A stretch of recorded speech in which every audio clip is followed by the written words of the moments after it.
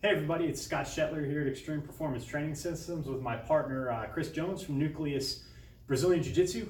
Today we're going to look at the deadlift. We want to go over a couple different styles of deadlifts we utilize here at the gym, and we want to talk about the importance of each. So there's two main styles that we work at the gym. We work the conventional stance deadlift and we work the sumo stance deadlift. There's some benefits from both of them. So we're going to look at the technique and we're going to talk about those benefits now. In the conventional stance deadlift, everybody's going to be a little bit different with their stance, but generally you're going to stand with a closer foot position. Some people will actually stand with their heels close together and their toes out, or they'll stand a little bit wider, usually about hip width or shoulder width. It's going to be up to you to really experiment and find out which stance is most comfortable for you. But the most important thing is how far behind the bar that we stand. Generally speaking, for the conventional stance deadlift, your shins are going to be a couple of inches off the bar. You're going to have to mess around a little bit and find out what works best for you. But for the most part, if you look down where the front of your thighs are or the front of your knees, put that in line with the back of the bar and start from there. You may need to inch a little closer, you may need to step a little bit further away depending on your leverages and your body mass, but that's usually a really good place to start. So Chris is going to step up to the bar. He's a couple inches off the bar right here. He's going to look down at his knees, make sure those are right on the back side of the bar. And then to approach the bar, the way that we do this by folding at the hips. We're actually going to hinge at the hip joint by sticking the butt back, keeping the chest up and the head up to the wall in front of us. He's going to bend the knees as much as he needs to grab the bar, and this is going to be his starting position. Once he takes hold of the barbell, he's going to lock his elbows tight, flexing the triceps so that you're not going to initiate a pull with the biceps and the upper arm. He's going to keep that chest up. He's going to retract his shoulder blades tight. He's going to actually sit back into his heels, pulling back on the bar to get the shoulders and the chest behind the bar. Once he's created this tension at the start of the lift, he's going to drive through his heels straight into the platform while pulling back on the bar, driving his hips into the barbell at the lockout. Now, if you notice, he locked out his hips really strong. What we're looking for here is that you squeeze the glutes and really activate the hips on the way up to lock the weight out. His knees are totally locked back. You're pulling back on the kneecaps, flexing the quads to make sure that the knees don't go soft.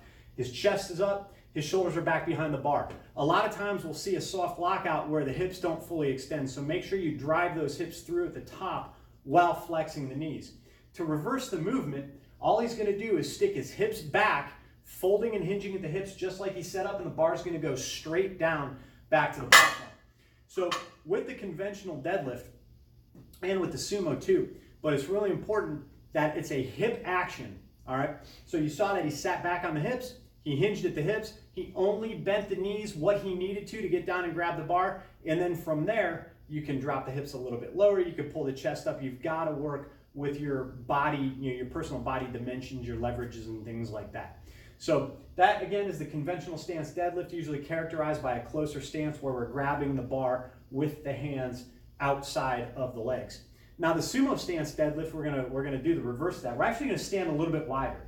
For the sumo stance deadlift, with regard to your personal body structure, the setup doesn't change, all right? The sumo, your shins are gonna be right on the bar. You're gonna get as close to the bar as possible. Now the sumo technique's a little bit harder than the conventional in my opinion. Your shins are going to be right up on the bar, and really what you're trying to do here is squat down to the bar by pushing the knees out, keeping the hips close to the barbell. So Chris is going to squat down to the bar, he's going to grab the bar. Now, to get set up, he's going to drop his hips while raising his chest up. We're going to see a hard arch in his lower back, his chest is up, his shoulder blades are tight and pulled back, his knees are out. This position can be mildly uncomfortable in the hips. So what he's going to do now is he's going to pull back on the bar while pushing out on the sides of his feet to push his hips into the bar. So the sumo deadlift is a little bit more of a leverage-based lift. All right, so he's going to lower the bar by pushing out on the knees, by pushing the hips back, and that's going to allow the barbell to go straight down. So with the sumo, you're basically standing really wide. You're pushing out on your feet while driving your hips into the bar, pulling back on the bar. The conventional stance deadlift, you're driving straight down through your heels while pulling back on the bar. So those are just the basics of the lifts. In regard to foot stance, just like the conventional stance deadlift, some people prefer a little bit closer stance, some people prefer a little bit wider. The sumo is the same way. If you're unsure where to begin, Usually what I tell my athletes here is to hold your arms out to the side. So Chris takes his arms out to the side. What we're looking for is where his elbows are. That's usually where we're going to start. So Chris is going to step out a little bit more so his feet are directly under his elbows, and that's pretty close to the stance that he used. Now Chris goes a little bit wider with his sumo, but this is a great starting point. If you have good hip mobility and you feel like you'd like to go a little bit wider, that's fine. If this feels a little bit tight in the hip joint, if you have a hard time squatting down to the bar, you want to bring your feet in just a little bit. Regarding the foot position, with the sumo, we generally go with the toes slightly out. I've seen very few people, very few athletes or even regular lifters who have the necessary hip mobility to go all the way down to the proper setup with the toes pointed forward. Therefore, we generally rotate the toes out. Your left foot, if you're looking at a clock face, is going to be rotated out to 11 o'clock. The right foot is going to be rotated out to 1 o'clock. That's usually a good foot position for most people. What that does is it opens up the hip joint, makes it easier to drop down lower, keeping the hips close to the bar. With the sumo stance deadlift, we do like to see a little bit more upright torso than we do with the conventional stance deadlift. This makes the sumo stance a very hip and leg dominant lift. There's less stress on the lower back than the conventional stance deadlift. You saw with the conventional stance deadlift, he's hinging more forward at the hips. It's going to place a little bit more stress on the lower back. All right. Some things to look out for when you're doing these lifts is when you do the conventional stance deadlift, we usually see a lot of speed coming off the ground at the beginning of the pull, and then it slows down. When weights are maximal or near maximal, we usually see it slow more at the top because it becomes more of a lower back extension at the top. With the sumo stance deadlift, we usually have a harder time breaking heavier weights off the ground, but once you get that weight moving, particularly up to about mid, upper part of your shin or your knees, you can generally lock it out. We see more acceleration through the top of the lift.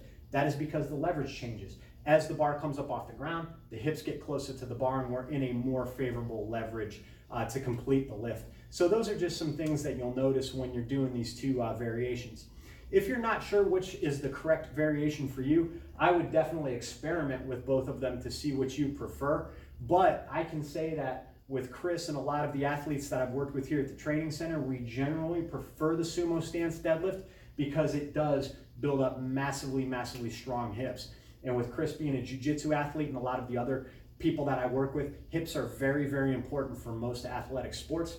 So we generally use the sumo stance deadlift to build big, strong legs and hips. And then we'll utilize other exercises like our reverse hyperextensions, our back extensions, our kettlebell swings to build up strength in the lower back.